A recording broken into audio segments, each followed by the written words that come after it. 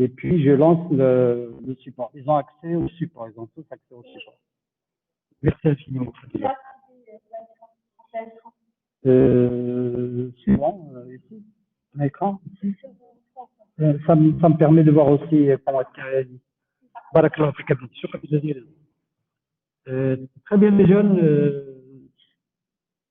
Je vais essayer de parler un peu plus clairement, d'accord? De votre côté, vous essayez de bien gérer votre matériel pour arriver à m'entendre. J'ai des étudiants qui me disent que c'est pas clair.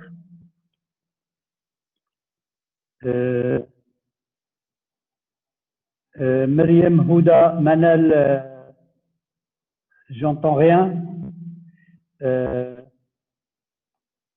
Pas clair, d'accord, entendu. Est-ce que vous arrivez à entendre maintenant ce que je dis?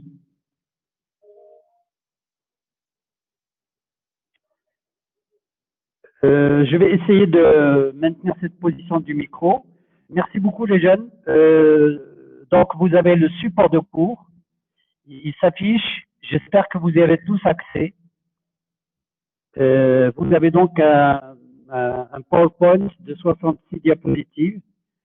Et on va essayer de commencer aujourd'hui une introduction au cours. Le temps que vous ayez un peu plus de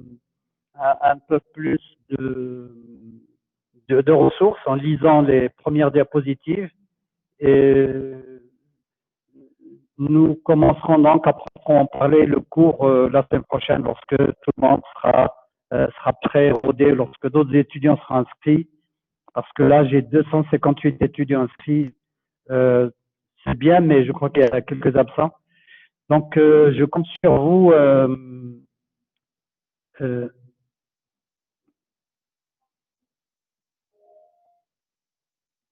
Le son bug. Moi, j'entends rien. J'ai des interférences. Le max, le son n'est pas clair. Alors, regardez plutôt la diapositive. Regardez plutôt les diapositives. Comme ça, peut-être, on va perdre moins de temps. Et je vous donne tout de suite le programme, quoi, enfin, ce que nous sommes censés faire. D'accord?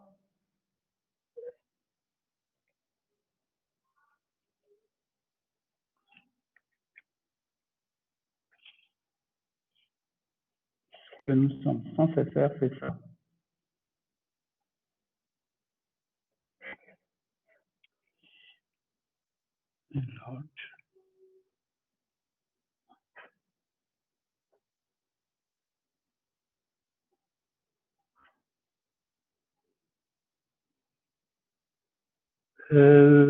Donc, vous avez une évaluation, bien entendu.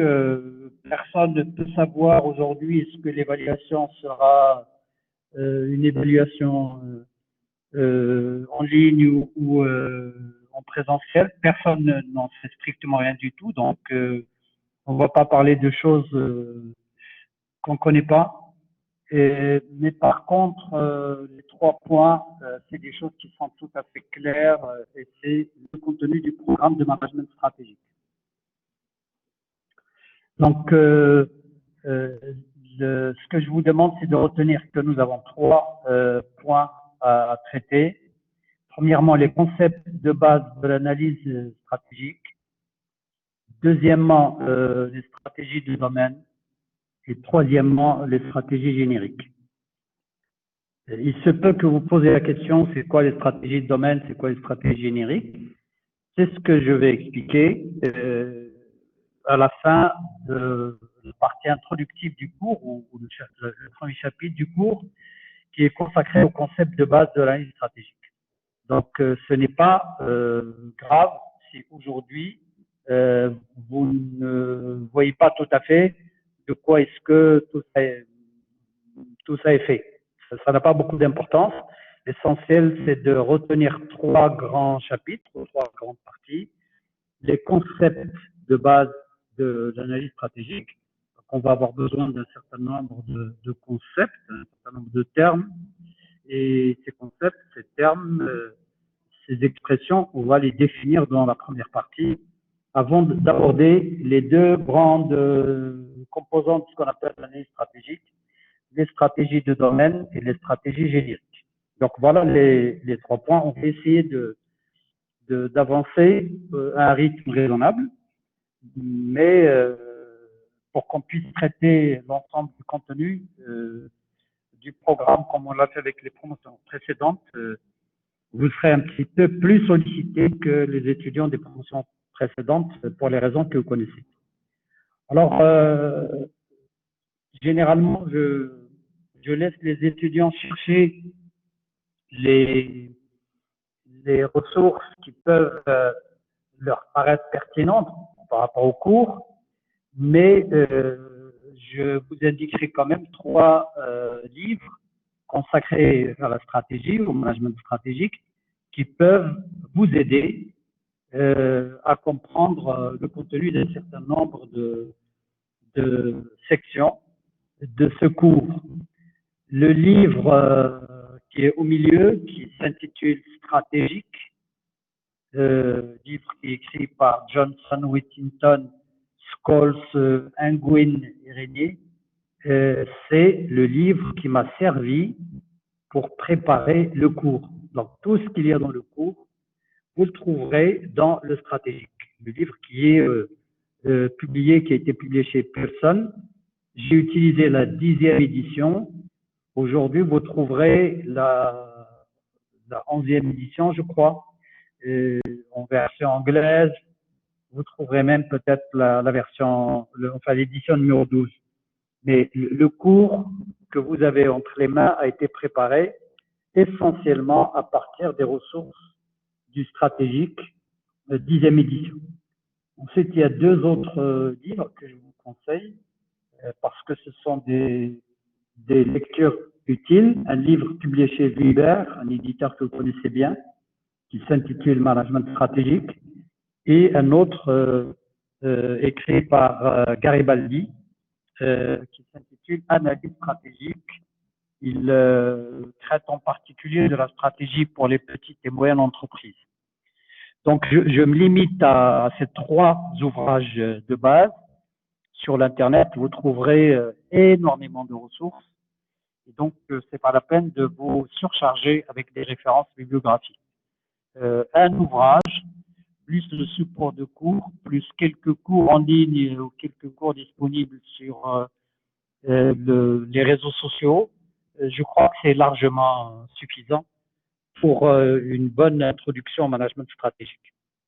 Alors, pour la première partie, les concepts de base de l'analyse stratégique, on va essayer, comme je vous ai dit tout à l'heure, d'introduire un certain nombre de concepts, un certain nombre de termes qui vont et qui constituent des outils pour comprendre le langage de la stratégie. Pour ça, je vous demande de prendre des notes. Je vous demande d'avoir un bloc-notes et un stylo à côté pour que vous puissiez noter à la fois les définitions et les explications et pour que vous puissiez noter les choses que vous devez approfondir par la suite.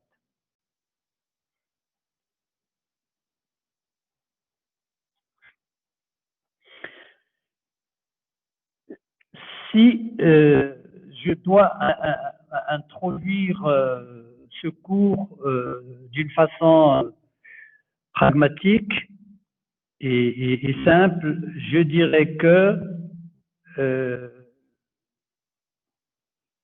le rôle des cadres dans les entreprises, le rôle des cadres est très important. Les cadres, les managers jouent un rôle très important dans les organisations. Toutes les organisations, que ce soit les entreprises, que ce soit d'autres types d'organisations que les entreprises. Donc les managers jouent un rôle fondamental dans les organisations. Ici, aujourd'hui, vous arrivez à comprendre ce que signifie le mot manager ou cadre et vous arrivez à comprendre ce que signifie le mot organisation, vous n'aurez pas perdu votre temps ce matin.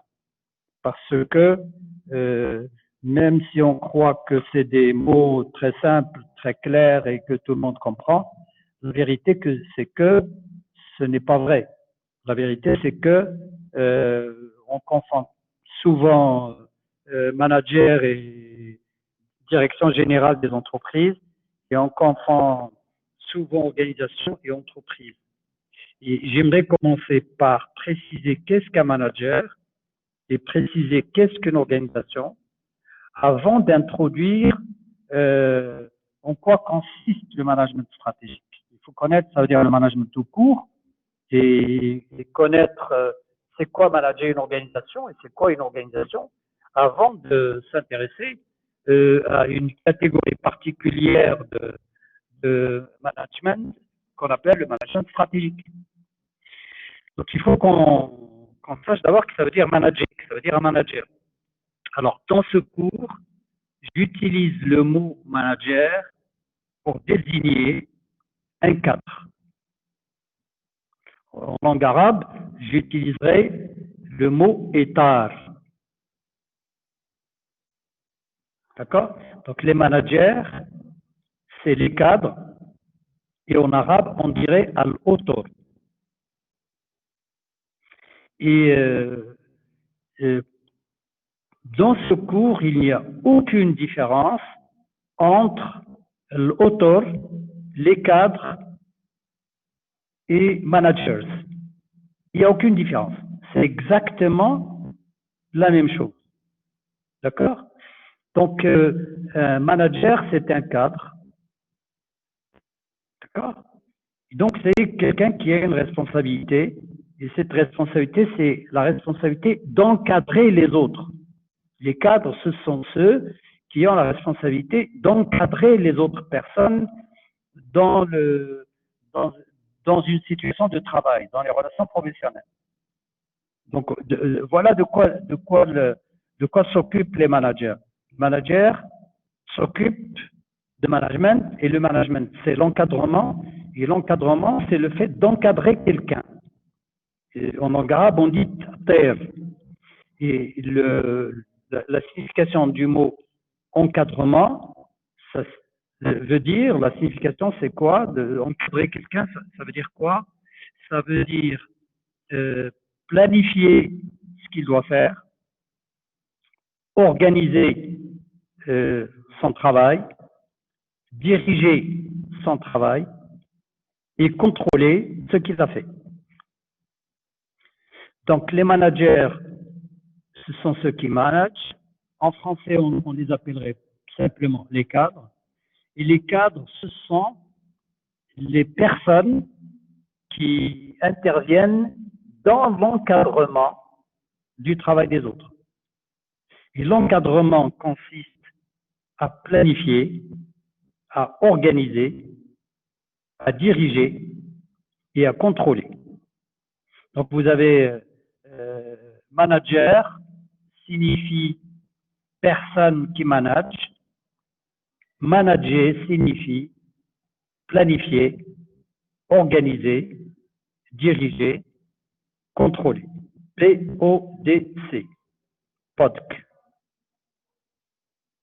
Donc, toute personne qui planifie, qui organise, qui dirige et qui contrôle le travail d'une autre personne ou d'un ensemble d'autres personnes intervient dans la fonction managériale, est un manager. Donc, à partir de là, on va constater qu'il n'y a pas que la direction générale qui planifie, organise, dirige, contrôle. C'est vrai qu'il s'occupe de la planification, de l'organisation, de la direction et du contrôle au niveau de toute l'organisation. Il est au sommet de l'organisation. Mais il y a les responsables intermédiaires qui planifient aussi, organisent, dirigent et contrôlent le travail de leurs subordonnés. Et il y a les managers, à la base, les managers de proximité, comme on les appelle, qui planifient, qui organisent, qui dirigent, qui contrôlent le travail des autres. Donc, dès qu'on va vous demander d'aider quelqu'un à planifier son travail, à s'organiser, à organiser son travail, dès qu'on va vous demander de faire attention à lui, de superviser ce qu'il contrôle et ce qu'il fait et de contrôler ce qu'il a fait, ben, vous serez manager. Comme ça, avec cette définition, vous saurez exactement quand est-ce que vous allez commencer à devenir un manager. D'accord? Donc, un manager, c'est un cadre. Et un cadre, c'est une personne qui a une responsabilité d'encadrement. Et une personne qui a une responsabilité d'encadrement, c'est une personne qui va planifier, organiser, diriger et contrôler le travail des autres. Il n'y a absolument rien d'autre à mettre sous cette définition. Retenez juste manager égale cadre, et cadre, il fait quoi? PODC, planifier, organiser, diriger, contrôler. Et les cadres, nous en avons besoin dans toutes les organisations. Nous avons besoin des cadres dans toutes les organisations. Ça veut dire quoi que nous avons besoin des cadres dans toutes les organisations? Ça veut dire que nous en avons dans les entreprises. Donc, dans toutes les entreprises, vous allez trouver des managers de proximité, des managers qui font partie de ce qu'on appelle la ligne hiérarchique, l'encadrement intermédiaire. Et puis, vous avez les managers qui occupent les positions les plus importantes dans l'entreprise, ce qu'on appelle les top managers ou la direction générale. Dans toutes les organisations, nous avons besoin, il y a des actes de management et il y a des managers qui procèdent justement à ces actes de gestion. Alors, toutes les organisations, ça signifie les entreprises, mais il n'y a pas que les entreprises qui ont besoin de managers pour fonctionner. Il n'y a pas que les entreprises. Il y a aussi les administrations. Dans une administration, il faut bien qu'il y ait un directeur, il faut bien qu'il y ait des chefs de division, il faut bien qu'il y ait des chefs de service, il faut bien qu'il y ait des chefs de bureau. Donc, il faut qu'il y ait des cadres autonomes qui s'occupent de la prise de décision et qui s'occupent de la planification, de l'organisation, de la direction et du contrôle. C'est important, c'est même très important. Mais il n'y a pas que dans les administrations et dans les entreprises que les cadres sont sollicités.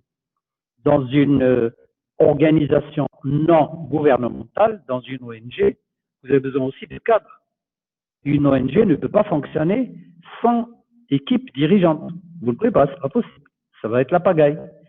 Donc, que ça soit une ONG, d'accord, grande, petite, internationale ou locale, peu importe, une organisation non gouvernementale, il a besoin d'une équipe dirigeante. Il a besoin de personnes qui vont planifier, organiser, diriger et contrôler. Et à partir de là, vous allez déduire un certain nombre de conséquences.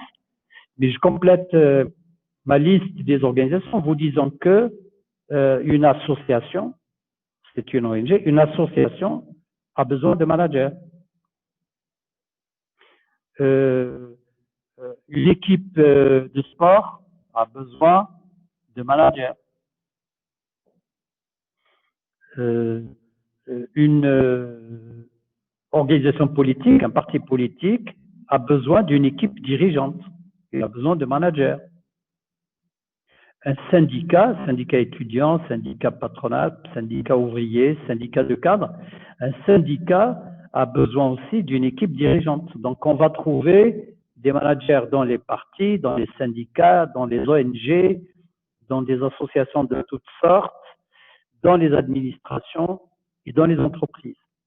Donc, les cadres, vous allez les trouver partout. Les managers, vous allez les trouver partout. Le management, vous allez le rencontrer partout.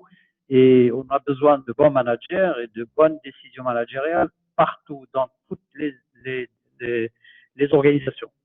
Donc, les grands clubs de sport dont on vous parle tout le temps et dont certains d'entre vous sont très, très épris, que vous suivez, c'est pas uniquement de brillants sportifs. C'est certain qu'il faut de brillants sportifs. Mais quand est-ce qu'on a de brillants sportifs qui donnent des résultats brillants? C'est quand nous avons des équipes techniques, des équipes de direction qui dirigent bien le club. Donc, il y a tout un staff administratif, tout un staff technique derrière la performance de l'équipe de sport. Donc, ce que vous voyez, c'est un tel ou tel joueur qui performe de façon considérable. Mais pour qu'il puisse donner tout ce qu'il peut, il faut tout un environnement qui est créé par un ensemble de personnes qui vont faire en sorte que rien ne manque sur le plan de l'infrastructure physique, rien ne manque au niveau de la logistique, rien ne manque au niveau financier, rien ne manque au niveau de la gestion de l'image et de la gestion euh, marketing. Et donc, vous avez tout un ensemble de techniciens, à la fois sportifs, mais aussi de techniciens qui maîtrisent leur domaine de compétences, comme la logistique, comme les fonctions support. Et vous avez un certain nombre de financiers, un certain nombre de marketeurs, un certain nombre de gens qui s'occupent de la gestion de l'image du club, etc. Et s'il n'y a pas tout ce monde-là, s'il n'y a pas tous ces managers, ben, l'équipe ne pourra pas donner les résultats qui sont escomptés. Donc, dans toutes les organisations, nous avons besoin de managers. Le terme général que je vais utiliser dans ce cours, c'est le terme organisation. Donc, je m'intéresse au management stratégique dans les organisations. Et ce qui vous intéresse en particulier peut-être, c'est le management stratégique des organisations particulières que sont les entreprises. Les entreprises, ce sont des organisations particulières. Pourquoi? Parce qu'elles ont un but particulier qui les distingue des autres organisations. Le but particulier qui distingue les entreprises par rapport aux autres catégories d'organisations, c'est que les entreprises sont des organisations à but lucratif, cherchent à faire du profit, alors qu'une administration ne cherche pas à faire du profit, alors qu'une ONG ne cherche pas à faire du profit, alors qu'un syndicat ne cherche pas à faire des profits, etc., etc. Donc, si on s'intéresse aux entreprises, on va s'intéresser à une catégorie d'organisation, à une forme particulière d'organisation, dont la caractéristique, c'est d'être orienté vers la réalisation du maximum de profit possible. D'accord? Donc, les managers, c'est des cadres, c'est-à-dire des gens qui ont des responsabilités d'encadrer le travail des autres. Encadrer le travail des autres, c'est planifier, organiser, diriger et contrôler. Et le management et les managers, on en a besoin dans toutes les organisations. Et les organisations, ce n'est pas uniquement les entreprises. Les entreprises sont une catégorie particulière d'organisation. Voilà les premières définitions. Alors pourquoi est-ce que, de façon plus détaillée, nous avons besoin de cadres? Pourquoi est-ce que nous recrutons des managers? On en a besoin pour planifier, organiser, diriger, contrôler. Ça, c'est clair, c'est net. Mais de façon plus précise, qu'est-ce qu'ils font les managers? Qu'est-ce qu'ils font les dirigeants? Qu'est-ce qu'ils font les cadres dans les organisations? Ils planifient, organisent, ils dirigent, ils contrôlent, clair, net et précis. Mais si on veut détailler, on va détailler en étudiant le rôle ou les rôles des cadres, les 10 rôles des cadres de façon plus précise. Donc, je vais vous demander pour la séance prochaine, donc pour demain, de chercher ce que Henri Mintzberg, Henri, H-E-N-R-I, Henri Mintzberg, Mint, M-I-N-T, Mintzberg, Z-B-E-R-G, Henri Mintzberg. Sur l'Internet, vous allez trouver beaucoup de matériaux sur Henri Mintzberg, y compris des interviews, y compris des conférences, y compris des écrits. Donc, cherchez qui c'est Henri Mintzberg. C'est un nom que vous devez connaître en tant qu'étudiant en gestion. Donc, Henri Mintzberg, qui a fait sa carrière essentiellement au Canada, mais pas que, il a enseigné un peu partout. Henri Mintzberg avait fait sa thèse de doctorat, il y a de ça une cinquantaine d'années, sur les rôles des cadres. Il a été le premier à se poser la question, et qu'est-ce qu'ils font exactement les cadres? Un menuisier, on sait ce qu'il fait. Un boucher, on sait ce qu'il fait. Un plombier, on sait ce qu'il fait. Un électricien, on sait ce qu'il fait. Un institut, on sait ce qu'il fait. Un éleveur, on sait ce qu'il fait. Un charpentier, on sait ce qu'il fait. Bref, les métiers usuels, on sait ce que les gens sont censés faire. Mais quelqu'un qui vous dit, je suis un manager, je suis cadre, c'est quoi ce métier? Il consiste à faire quoi exactement? Au lieu de rester à un niveau de réponse très générale, il a décidé de faire sa thèse de doctorat sur les rôles des managers, à définir ce que c'est que la fonction managériale dans les entreprises. Et donc, il a enquêté auprès d'un certain nombre de personnes qui avaient des responsabilités de direction dans des organisations. Il a, par exemple, observé ce que faisait le directeur d'une clinique, ce que faisait le responsable d'un commissariat de police, ce que faisait un patron d'entreprise. Il a regardé un certain nombre de managers, il les a accompagnés, il les a observés pendant un certain temps. Il a noté, il a posé des questions, il a réfléchi et il a conclu que les managers s'occupent d'une dizaine de rôles. Ils occupent du rôle, ils jouent 10 rôles.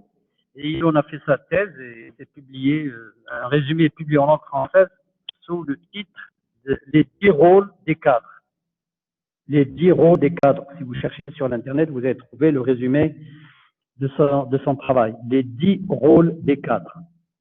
En gros, il a considéré que les cadres ont 3 grandes catégories de rôles. Ce qu'il a appelé d'un côté les rôles interpersonnels,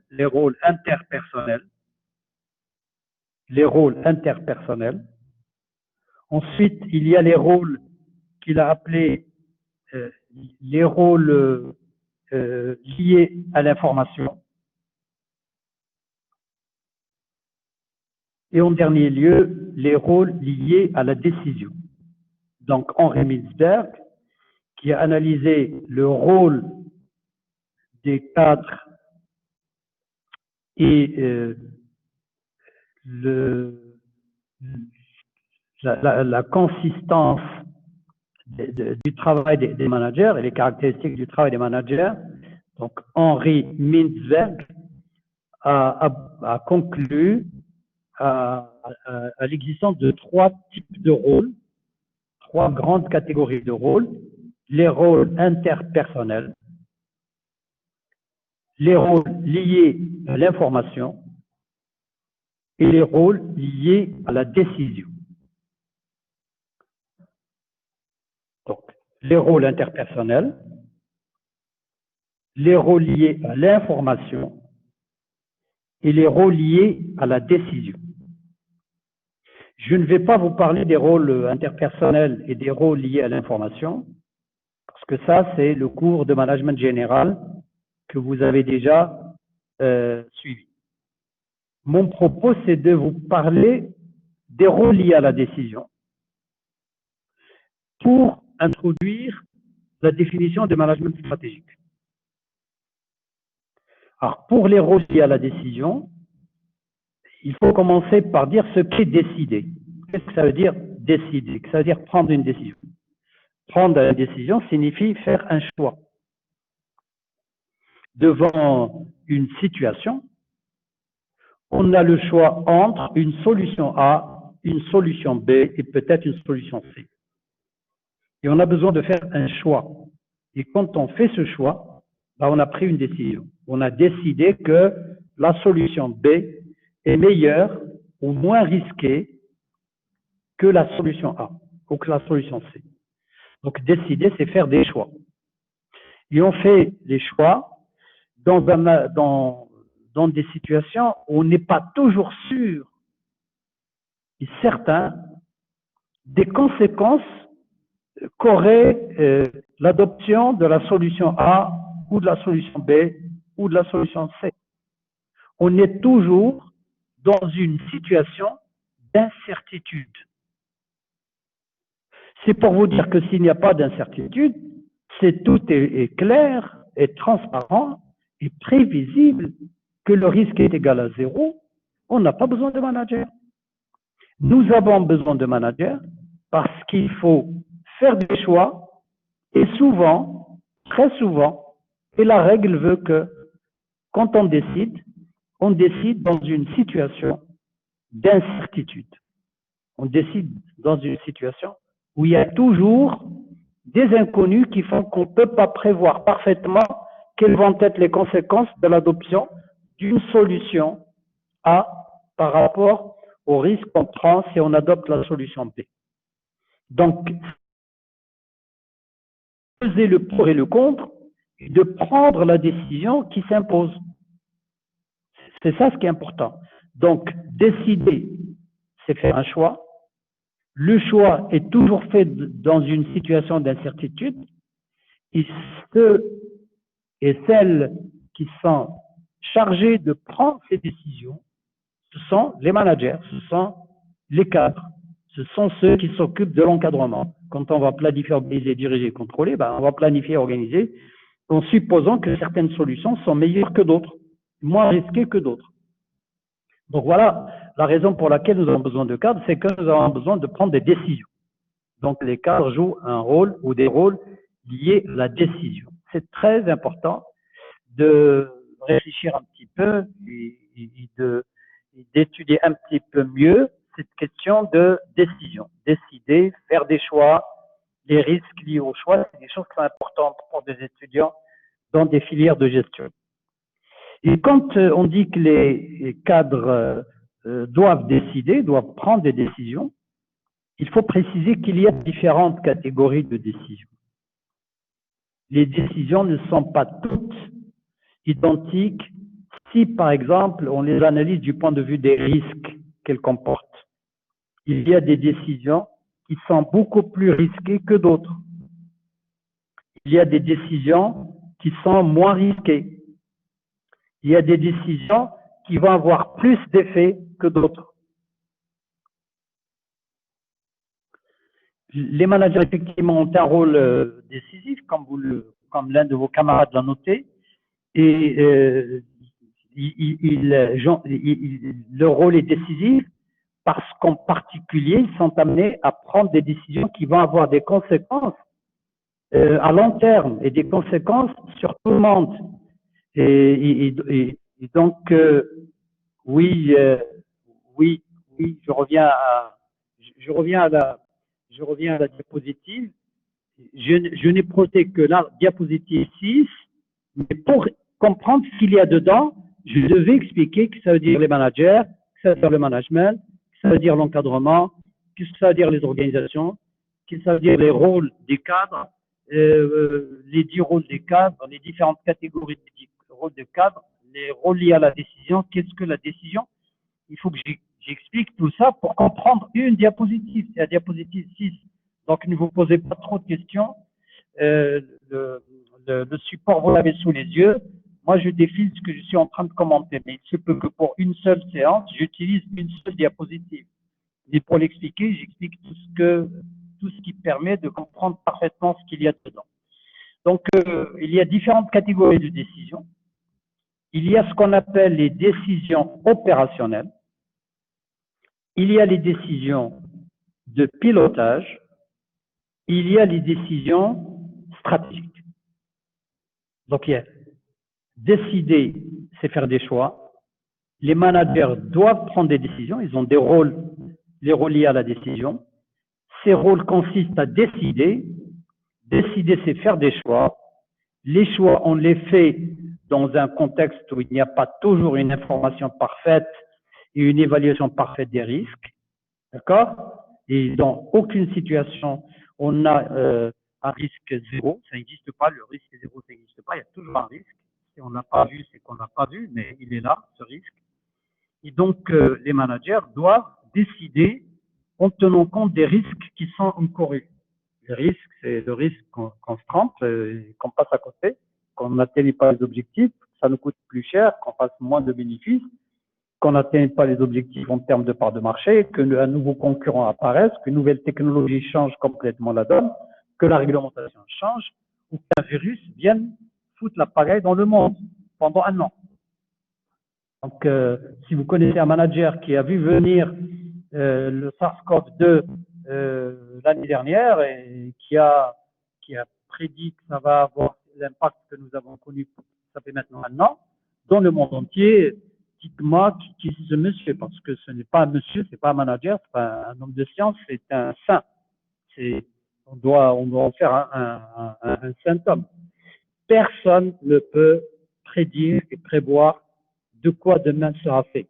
Nous sommes dans un monde d'incertitude et nous le vivons de façon très intense et très concrète depuis l'année dernière. Et dans ce monde d'incertitude, il y a des hommes et des femmes qui doivent prendre des décisions pour que les organisations continuent à fonctionner. Donc aujourd'hui, vous avez des hommes et des femmes qui doivent fixer des objectifs pour l'année 2021, fixer des objectifs pour l'année 2021, planifier et organiser le travail des équipes pour faire les objectifs au cours du premier, du deuxième, du troisième et du quatrième trimestre 2021. Mais ils n'ont aucune visibilité. Quel sera le prix du pétrole? Allahu a'lam. Est-ce que le coût de l'assurance va augmenter ou baisser? Allahu a'lam. Quelle va être la parité entre le dirham et l'euro? Allahu a'lam. Est-ce que on sera protégé plus ou moins avant l'été ou après l'été ou pas du tout? Allahu a'lam. Je peux continuer la série et pourtant, ces hommes et les femmes ne peuvent pas dire je rentre chez moi et je m'enferme et j'attends 2022. Les entreprises, les organisations doivent continuer à vivre, sinon elles risquent de disparaître. Et donc, pour assurer la survie des organisations, je ne parle pas du développement et de la croissance des organisations, il faut absolument prendre des décisions et fixer des objectifs pour le premier trimestre, le deuxième trimestre, le troisième et le quatrième trimestre. Il y a des hommes et des femmes qui sont en train aujourd'hui de préparer leur plan d'action et de revoir leur stratégie et de préparer leur budget pour l'année 2021. Est-ce qu'ils savent comment est-ce que 2021 va être? Est-ce qu'ils ont une idée sur les principales grandeurs, la situation telle qu'elle sera dans le pays et dans le monde? Absolument pas. Ils sont comme vous, comme moi, ils sont absolument dans le noir. Personne n'a de visibilité par rapport à l'évolution de l'économie mondiale et de la pandémie au cours des 6, des 9 prochains mois. Voilà dans quel univers, dans quelle situation est-ce qu'on est amené à prendre des décisions. Et c'est comme ça en règle générale, sauf que quand ça concerne une entreprise et un secteur et un marché, les gens ne sont pas au courant, tout le monde n'est pas au courant. Il n'y a que ceux qui sont responsables de l'entreprise qui sont au courant de ces incertitudes, de ces difficultés à prendre des décisions. Mais quand il s'agit d'une situation de crise générale et de pandémie mondiale, tout le monde est au courant et tout le monde a compris. Et tant mieux pour moi parce que ça me permet d'expliquer qu'est-ce que ça veut dire décider dans un monde d'incertitude. Donc les managers doivent prendre des décisions, c'est-à-dire faire des choix dans des situations où il y a beaucoup d'inconnus, d'accord? Malgré les anticipations, malgré les techniques de prévision, malgré tout ce que il y a toujours de l'incertitude, et cette incertitude est de plus en plus importante dans le monde d'aujourd'hui. Et ces hommes et ces femmes, on en a besoin justement parce qu'il faut prendre des décisions, on ne peut pas attendre. On ne peut pas attendre, on ne peut pas attendre d'avoir une connaissance parfaite de l'environnement pour prendre des décisions. Donc, décider, c'est faire des choix. Faire des choix, c'est toujours faire des choix dans une situation marquée par une incertitude plus ou moins grande et marquée par des risques plus ou moins grands et plus ou moins prévisibles. Ça, ce sont des choses qui sont importantes à noter. Les décisions, il y en a un certain nombre de catégories. Il y a ce qu'on appelle les décisions opérationnelles. On les appelle aussi les décisions tactiques, décisions opérationnelles, décisions tactiques. Il y a ce qu'on appelle les décisions de pilotage. On les appelle aussi les décisions de cadrage, pilotage ou cadrage. Il y a ce qu'on appelle les décisions stratégiques. Donc, les managers prennent un certain nombre de décisions. Parmi les décisions prises, il y a une catégorie qu'on appelle les décisions stratégiques. Comment est-ce que je peux savoir, comment est-ce que je pourrais savoir qu'une décision est stratégique ou n'est pas stratégique? La décision stratégique, elle a un certain nombre de caractéristiques. Et les caractéristiques de la décision stratégique, c'est que c'est ce que vous avez sur la diapositive projetée, la diapositive numéro 6. Donc, la stratégie de l'entreprise a pour objet d'analyser le processus par lequel les managers prennent des décisions, formulent des décisions et mettent en œuvre, c'est-à-dire appliquent les décisions, plus particulièrement les décisions stratégiques. Dans les organisations, on sait maintenant ce qu'à dire les organisations. Donc, la stratégie d'entreprise, c'est quoi? C'était l'objet de cette séance de définir ce que c'est. La stratégie d'entreprise, c'est une discipline de gestion, il fait partie des sciences de gestion. La stratégie d'entreprise ou le management stratégique a pour objet d'analyser comment est-ce que la stratégie d'une entreprise est formulée et comment est-ce que cette stratégie est mise en œuvre, c'est-à-dire appliquée. Donc, on s'intéresse au processus par lequel les décisions stratégiques sont à la fois formulées et mises en œuvre. Voilà de quoi il s'agit dans ce cours. Quel est le processus? Comment est-ce qu'on formule et comment est-ce qu'on met en œuvre les décisions stratégiques? Les décisions vont être dites stratégiques quand elles vont présenter 5 caractéristiques. Les décisions stratégiques, ce n'est pas des décisions qu'on prend tous les jours. Il y a des décisions qu'on prend tous les jours. Vous décidez tous les jours est-ce que vous allez suivre le cours ou ne pas suivre le cours. Vous décidez chaque jour est-ce que vous allez prendre votre petit-déj avant le cours ou après le cours. Vous décidez chaque jour est-ce que vous sortez ou quand, est-ce que vous mettez votre bavette ou pas, est-ce que vous avez rencontré vos camarades chez vous, chez eux ou au café, vous prenez tout le temps des décisions. Vous faites tout le temps des choix. Donc, les décisions stratégiques, ce pas des décisions qu'on prend tous les jours. Ce pas des décisions récurrentes. Ce sont des décisions qui sont peu récurrentes. Ça veut dire quoi le mot récurrente? Ça veut dire le mot signifie fréquent. Les décisions stratégiques sont peu fréquentes. Ah, peu fréquentes, ça veut dire quoi? Ça veut dire en gros aujourd'hui, dans les entreprises, dans les organisations, on prépare un plan stratégique tous les 3 ans. Rarement tous les 4 ans. Parce qu'on n'a pas la visibilité sur la situation dans 4 ans. Donc, à la fin d'un plan stratégique qui dure 3 ans, on se réunit, on fait le bilan. Voilà ce qu'on voulait faire, voilà ce qu'on a fait, voilà ce qu'on n'a pas pu faire, voilà ce qu'on aurait dû anticiper, etc., etc. On fait le point, on fait le diagnostic, comme on dit, et puis on décide des objectifs qu'on se fixe pour les 3 prochaines années. Et on décide des moyens qu'on doit mettre en œuvre pour atteindre ces objectifs. Et puis, on cherche à ce que, entre les objectifs et les moyens, il y ait une certaine cohérence, et entre les moyens, il y ait de la cohérence, etc., etc., etc. Peu importe. Ça, c'est le processus qu'on va étudier. Donc, les décisions stratégiques, c'est des décisions qui sont peu récurrentes. Ce sont des décisions peu fréquentes. Les décisions opérationnelles ou tactiques, c'est des décisions très fréquentes, quasi quotidiennes. Tous les jours, on prend un certain nombre de décisions. Deuxième caractéristique des décisions stratégiques, ce sont des décisions qui comportent un risque très élevé. Si on se trompe sur une décision stratégique, on va le payer très très cher. Le risque est très élevé. Je vous donnerai quelques exemples demain, dans la séance prévue pour demain. Comme ça, ces choses-là vont devenir un petit peu plus claires.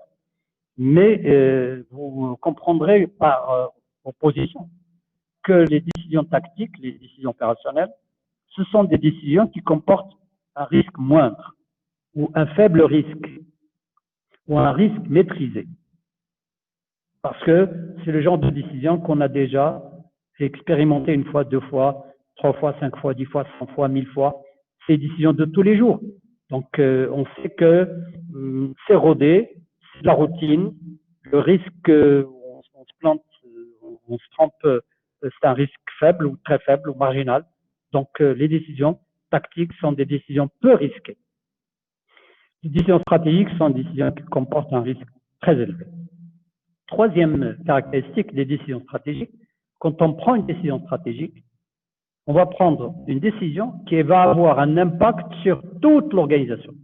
Une décision stratégique ne va pas avoir un impact commercial, un impact financier, un impact logistique, un impact sur un département, ou un impact sur un site, ou un impact sur quelques personnes, une partie du personnel, ou un impact sur une partie de la clientèle. Non, une décision stratégique va avoir des effets sur les fournisseurs, sur les clients, sur les concurrents, sur tout le personnel, sur tous les sites, sur toutes les fonctions, sur tous les départements de l'entreprise. Je vous donnerai un exemple demain. et ça va devenir un petit peu moins abstrait. Les décisions tactiques, les décisions opérationnelles vont avoir aussi un impact. Ils ont toujours un impact, les décisions, mais l'impact est très localisé. Quand on prend une décision dans un département, généralement, ça concerne ce département, ça concerne ce service, ça concerne ce site, ça concerne le showroom, ou ça concerne un entrepôt, ça concerne le personnel qui intervient dans la logistique ou dans la maintenance, mais ça ne concerne pas tout le monde. Les décisions opérationnelles, ce sont des décisions qui impactent une partie, une toute petite partie ou une petite partie de l'organisation, mais pas toute l'organisation. Les décisions stratégiques, quand on les prend, vont avoir des effets sur toute l'organisation. Avant-dernière caractéristique, quand on prend une décision stratégique, l'effet ne va pas se limiter à l'effet immédiat de la décision. La décision stratégique va avoir des effets tout de suite sur beaucoup de monde, tout le monde, et puis il va avoir des effets demain et après-demain, et il va avoir des effets sur les 2, les 3, les 4, les 5, les 10 prochaines années. Je vous donnerai un exemple dans le secteur bancaire marocain demain. Dernière décision. Puisque les décisions stratégiques sont des décisions qui comportent un risque élevé, qui vont avoir un impact sur toute l'organisation, sur toute l'entreprise, si vous voulez. Puisque ce sont des décisions qui vont avoir un effet sur le long terme, sur l'avenir, et donc sur la survie et la croissance d'entreprise, vous comprendrez bien qu'on ne peut pas laisser un département ou un service ou un responsable fonctionnel, par exemple le directeur marketing, ou le directeur technique ou le directeur financier, s'occuper de la stratégie. Donc la 5e caractéristique des décisions stratégiques, c'est que ce sont des décisions qui relèvent des attributions de la direction générale. Seule la direction générale d'une entreprise, seul le top management d'une organisation va prendre les décisions stratégiques et valider les décisions stratégiques. Voilà, 5e caractéristique, les décisions stratégiques relèvent de ce qu'on appelle le domaine réservé de la direction générale. Ce n'est que la direction générale et seule la direction générale qui va être habilitée à prendre des décisions stratégiques, contrairement aux décisions marketing qui sont prises au niveau du département marketing, contrairement aux décisions comptables et financières qui sont prises au niveau du département comptable et financier, contrairement aux décisions RH qui sont prises le plus souvent au niveau de la direction RH ou du service personnel, ça dépendra, etc., etc. Donc voilà les caractéristiques des décisions stratégiques. Dans ce cours, on s'intéresse à ce genre de décisions. Ces décisions qui vont avoir un effet à long terme, qui vont en avoir un effet sur toute l'organisation, qui vont engager l'avenir à long terme de l'entreprise, qui comportent un risque très élevé, qui cadrent le travail d'entreprise sur une longue période, sur 3 ans. Ces décisions-là, comment est-ce qu'ils sont prises? Comment est-ce qu'on prend la décision stratégique? On ne se réveille pas un matin et on va dire on va changer de stratégie, on va faire ceci ou cela. Ça doit être sûrement beaucoup plus pesé, beaucoup plus étudié, beaucoup plus évalué en termes d'impact et de risque. Et donc, il y a une discipline dans le domaine des sciences de gestion, qui est le management stratégique, qui s'intéresse à la façon avec laquelle les décisions stratégiques sont formulées, sont mises en œuvre, sont corrigées et sont évaluées. Et donc, c'est ce processus de formulation et de mise en œuvre des décisions stratégiques que nous allons étudier dans ce cours. Donc, ne vous égarez pas dans les considérations militaires, les considérations je ne sais pas quoi, stratosphériques de la stratégie. Moi, je m'intéresse ni à la stratégie militaire, ni à la stratégie sécuritaire, ni à la stratégie de rien du tout. Je m'intéresse uniquement, et c'est le programme pour le module 5, on s'intéresse aux décisions stratégiques dans les organisations, on s'intéresse au management stratégique des organisations, pas plus à moins. Donc nous, ce qui nous intéresse, c'est comment est-ce que les décisions stratégiques sont formulées, comment est-ce qu'elles sont mises en œuvre, comment est-ce que je peux faire en sorte que les risques que comportent les décisions stratégiques soient plus maîtrisés, soient plus contrôlables. Et donc, on s'intéresse à la gestion des organisations, en particulier des entreprises, et on essaie de voir comment est-ce qu'on peut utiliser le raisonnement stratégique pour prendre les bonnes décisions quand il s'agit de décisions stratégiques. Voilà de quoi il questions dans ce cours.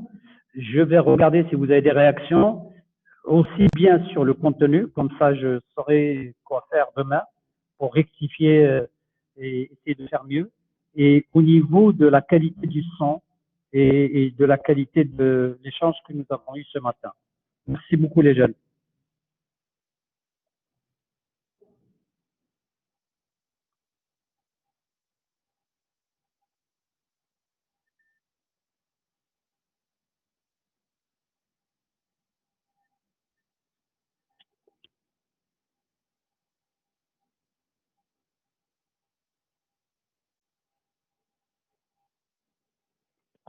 Merci à vous.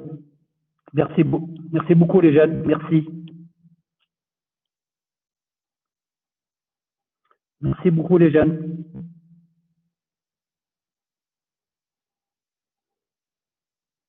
Merci à vous et à